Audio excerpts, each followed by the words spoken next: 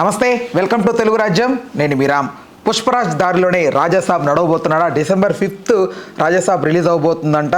Official poster అయితే release అయింది. Teaser 16th రాబోతోంది. పోస్టర్ని చూస్తే చాలా రకాల హిడెన్ డీటెయిల్స్ కనిపిస్తున్నాయి. ఓవరాల్గా ఈ అంశం గురించి చర్చించడానికి సినీ మరియు రాజకీయ విశ్లేషకుడు దాసరి విజ్ఞాన్ గారు ఆయనతో మాట్లాడదాం. నమస్తే. సో ఒకసారి పోస్టర్ బాగా అబ్జర్వ్ చేస్తే 16th ఇచ్చారు. అంటే పుష్ప డేట్కే మళ్ళీ ఎగ్జాక్ట్గా 1 yearకి రాజాసాబ్ రాబోతుంది. అంటే ఏంటి, బన్నీని ఎలా ఫాలో అవుతున్నాడా లేకపోతే ఏంటి అసలు దీనికి ఆ డేట్కి ఏంటి? సలార్ కూడా డిసెంబర్లోనే వచ్చిందిగా, కాకపోతే 22nd. ఓకే, ఏదో ఒక ఫ్రైడే అలా దొరికింది. దానికి ఎందుకు అంత ఇది అంటే ఎగ్జాక్ట్గా ఆ డేట్కి రిలీజ్ చేయడానికి ఏంటి రీజన్స్? అట్లా ఏం లేదు, హ్యాపీగా. ఈ రోజుల్లో ఏమైందంటే టాకీ పార్టీ ఎంత ఈజీగా పూర్తయినా విఎఫ్ఎక్స్ కంటూ కొంచెం టైములు పడుతున్నాయి. విఎఫ్ఎక్స్ టైంని ఊహించుకొని నువ్వు ఒక రిలీజ్ డేట్ ఫిక్స్ చేసుకున్నా కూడా అవుట్పుట్ వచ్చిన తర్వాత మళ్ళీ మార్పులు చేర్పులు చేసుకోవాల్సిన పరిస్థితి కూడా వస్తుంది. ఇన్ కేస్ ఒకవేళ June 16th రిలీజ్ అవ్వబోయే ఒకవేళ ఆ టీజర్ ఏదైతే ఉందో దాంట్లో ఏమైనా అంటే ఉచిత సలహాలు వస్తే దాన్ని మళ్ళీ ఇంప్లిమెంట్ చేసుకోవడానికి వాళ్ళు తీసుకున్నటువంటి ఒక టైం 6 నెలలు అంతే. ఎలా అయితే August 15th పుష్ప వస్తామని అనుకొని చిన్న వాయిదా పడిందో ఆ చిన్న వాయిదా కాస్త ఆ 5th వెళ్ళింది. సేమ్ ఇంతే, ముందు ఒక టీజర్ రిలీజ్ అవుతుంది, దానికి సంబంధించి ఇన్ కేసు ఏమైనా చిన్న చిన్న మార్పులు చేర్పులు ఉంటాయి. ఈవెన్ కన్నప్ప కూడా అంతే కదా. సో అవి చూసుకుంటారు, అంత మించి ఇంకేం లేదు. Horror is a new humour. అంటే ఎంత భయపెడితే అంతగా నవ్వుకోవచ్చు అంట ఈ మధ్య. అదేంటో నాకు అర్థం కాల. లాస్ట్ పోస్టర్ చూస్తే ప్రభాస్ ఒక లుక్లో, అంటే ఒకప్పుడు ఈ కోటని ఏలిన రాజు ఆయన ఇందులో ఉండేవాడు అన్నట్లుగా ఒక లుక్కు. సేమ్ అదే కోట ఏదైతే ఉందో దాన్ని ఇప్పుడు ఈ యాంగిల్లో ప్రభాస్ పెద్ద ప్రభాస్కు ఉన్న ఫోటోకి ఈ రెడ్ కలర్వి కప్పుతారు కదా, ఏది బాహుబలిలో దేవసేనని తీస్తారు రమ్యకృష్ణ, ఆ టైప్ ఆఫ్ లాగితే వచ్చి ఆ ఫోటో ఉంటుంది. నెక్స్ట్ ఎప్పుడైతే ఆ ఫోటో బయటపడిందో దాంట్లో ఉన్నటువంటి దాగున్న నిధి కూడా బయటకు వచ్చేసింది. బట్ నిధి అనేది ఇప్పుడు నువ్వు బాగా అబ్జర్వ్ చేస్తే ఇందులో మామూలుగా 500 notes అనేవి న్యూ 500 notes ఉన్నాయి. మామూలుగా నిధి అనేది ఏంటి, ఇప్పుడుతో ఏదో నోట్లు లేకపోతే గోల్డ్ వాట్ సంథింగ్ ఉంటుంది. బట్ ఈ న్యూ 500 notes ఉన్నాయంటే ఏంటి అనేది మళ్ళీ చెప్తా. అక్కడ చిల్లర దాచుకున్నారు, ఈ ఎట్లో ఒక రకంగా అక్రమంగా సంపాదించిందో అక్కడ పెట్టారు.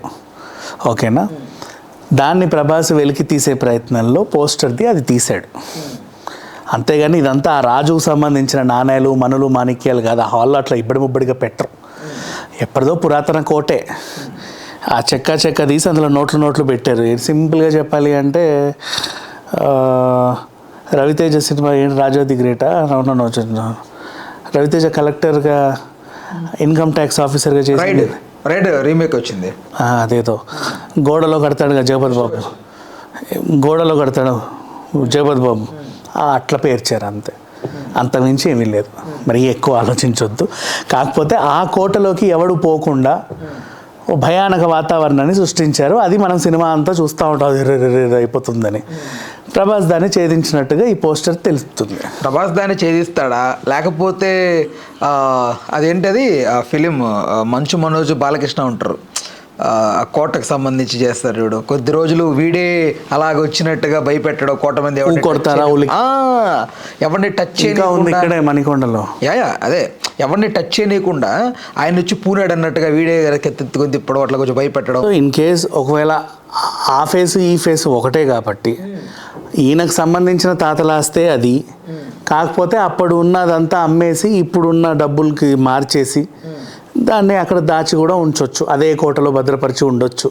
ఆ కోటకి వెళ్ళే సాహసం ఎవడు చేయడు, ఎందుకంటే పురాతన కోట, పైగా హారర్ సినిమా అంటే ఖచ్చితంగా మనం భయపడాలి. ఆ సెటప్ అంతా అలాగే ఉంటుంది. చాలా వచ్చాయి కదా, అదే రాజుగారి గది అని, రాజుగారిది ఒక కోట ఉంటుంది, దాన్ని ఏదో సంథింగ్ ఏదో ఉంటుంది, దాన్ని మిస్యూజ్ చేయడానికి ట్రై చేస్తే ఎవడో ఒకటి దాన్ని కాపాడుతూ రావడం, ఏదో సంథింగ్ ఏదో ఉంటుంది కదా, టచ్ చేస్తే నరికేస్తానట్టుగా ఒక దెయ్యం రావడం, అంతా అంటే రిపీటెడ్ వర్షన్ అయితే కాదా 100%? బేసికల్లీ హారర్ సినిమాలు అన్నీ ఒకలానే ఉంటాయి, నువ్వు ఎలా చూసుకున్నా సరే. అడవిలో నువ్వు అనుకోకుండా పోతే బంగ్లా దొరకడమో, అందులోకి వెళ్ళి మీరు భయపడి రావడమో, లేదా ఏదో ఒక పాత థియేటరో పాత హౌసో వాట్ ఎవర్ అనుకోకుండా అందులోకి పోతారు, పోయిన తర్వాత ఆ రూము ఈ రూము వెతుక్కుంటూ వనికి చేస్తారు. ఇంతకు మించి తర్వాత ఈ దయ్యాలు మంచివే చెడ్డవి కావు అని తెలుసుకొని వాటి మీద జాలి పడతారు. అయ్యో పాపం దయ్యం ఎంత మంచిదో అని చెప్పేసి. శబ్దం సినిమా నాకు కొంచెం ఇదిగా అనిపించింది. స్టార్టింగ్ అంతా శబ్దాలతో దంచి కొట్టాడు. 42 ఆత్మలు ఉంటాయి.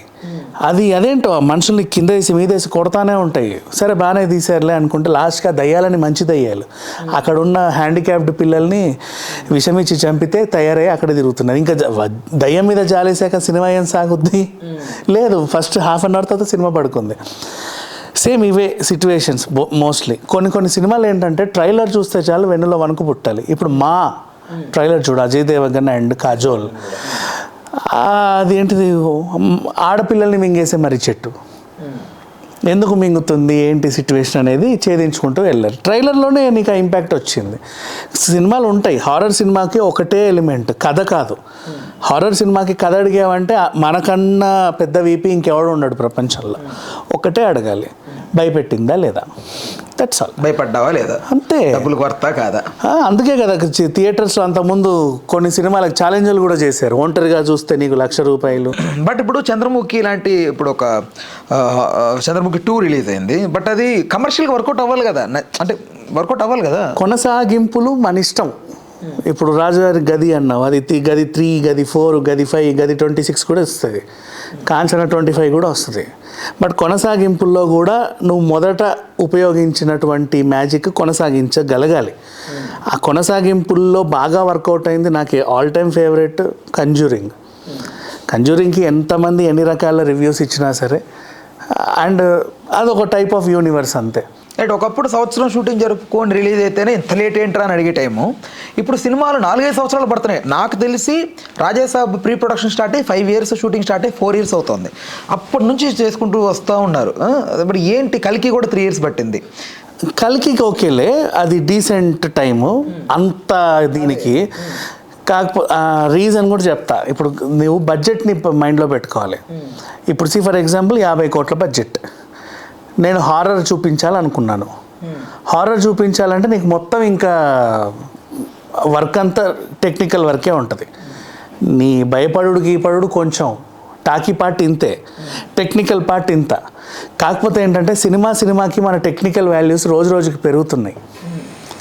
చాలా రియలిస్టిక్వి, ఇంకా అంతకు మించినవి వస్తున్నాయి. పైగా ప్రభాస్ అంటే మినిమం ఎక్స్పెక్టేషన్స్ ఉంటాయి. సో నువ్వు నీ సినిమా ఈ కథ అనుకొని నువ్వు 3 ఏళ్ళు అనుకున్నావు అనుకో, 3 ఏళ్లలో నిన్ను తలదన్నే రేంజ్ 4 వచ్చి పడుతున్నాయి గ్రాఫిక్స్తో. తర్వాత చూసి ఉంది అంటున్నారు జనాలు. సో అలా అనిపించకుండా ఉండడానికి వాళ్ళు ఇంకా ప్రయత్నించాల్సి వస్తుంది. అలా అని నువ్వు హాలీవుడ్కో కాలిఫోర్నియాకో వెళ్ళొచ్చు నువ్వు అనుకున్నట్టుగా. అంతెందుకు, ఇప్పుడు లయన్ కింగ్ లాగా, ముఫాసా లాగా నిజంగా దించవచ్చు కూడా మక్కికి వేరే ప్రపంచాన్ని. You can. కాకపోతే దానికి బడ్జెట్ ఇంత అవుతుంది. ఆ బడ్జెట్ని మళ్ళీ మనం ఇక్కడ తిరిగి రప్పించుకోవడం కష్టం ఆ కథకి. సో ఇక్కడ నువ్వు 50 కోట్లే పెట్టాలి. 50 కోట్లే పెట్టినప్పుడు ఆకువక్కగలితే ఎవరితోనో చేయించుకోవాలి. వాడు నీకు ఒక టైం ఇస్తాడు, ఇంతలో చేయిస్తాను అని. కానీ ఇక్కడ ఇంకో ప్రాబ్లం ఏంటంటే, ఈ మధ్యకాలంలో మీసం తిప్పి తొడగొట్టి నేను చేసేస్తా అని ప్రాజెక్టులన్నీ తీసేసుకుంటున్నారు. అక్కడ తేడాలు వస్తున్నాయి. వాడు నిజంగా పనిమంతుడో కాదో అని. కొంతమంది ఉంటారు వర్క్ని 10 పైసల్లో కూడా ఓ రేంజ్ వర్క్ చేయించుకునేవాళ్ళు. లైక్ మన ప్రశాంత్ వర్మ, హనుమాన్. ఇంకా చెప్పాలంటే అడివిశేష్ ఏదో ఒక గూఢచారి సంథింగ్ ఏదో ఫిలిం 2.5-3 years చేశాడని విన్నాను. బలంగా టైట్ షెడ్యూల్స్ వేసి కొట్టాడంట. రైట్. సో ఇట్లా కూడా ఉంటారు. తక్కువ బడ్జెట్లో అత్యంత పనిమంతులను ఎంచుకొని పని చేయించుకునే వాళ్ళు కూడా ఉంటారు. డిపెండ్స్ అది. ఇంకా మనం దాన్ని ఇంకేం చెప్పలేము. కొంతమంది అట్లా ఉంటారు, కొంతమంది ఇట్లా ఉంటారు. ఇప్పుడు ఈ సినిమాకి అంటావా, మారుతి గత ప్రతి సినిమాలకు మించి అప్పుడున్న టెక్నాలజీ ఇప్పుడు ఇంకా డెవలప్ అయింది. దీన్ని ఇక్కడ ఉపయోగించాలి. పైగా ప్రభాస్ ఇమేజ్కి తగ్గట్టు ఉండే, ఎందుకంటే దీన్ని నువ్వు 2 తెలుగు రాష్ట్రాల్లో వెయ్యవు. ఆయన పాన్ ఇండియా అయ్యాడు. ఇప్పుడు నువ్వు తీసుకెళ్ళి జపాన్లో వదిలేవనుకో, ఎక్కడన్నా తేడా వస్తే వాడు హిహి అంటాడు.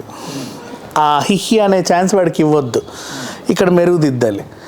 కొంచెం టైం పడతా ఉంటుంది, టెక్నికల్ టైమింగ్స్ అయ్యి. ఓవరాల్గా ఎక్స్పెక్టేషన్స్ ఎలా ఉన్నాయి మీ పరంగా? మీరు పోస్టర్స్, టీజర్స్ చూస్తేనే కొంచెం గెస్ చేసి చెప్తారు సినిమా ప్రభావం ఎలా ఉంటుంది అనేది. నాకు నచ్చింది. ఆఫ్ కోర్స్ 1000 CR ఫిలిం అది చెప్పలేను.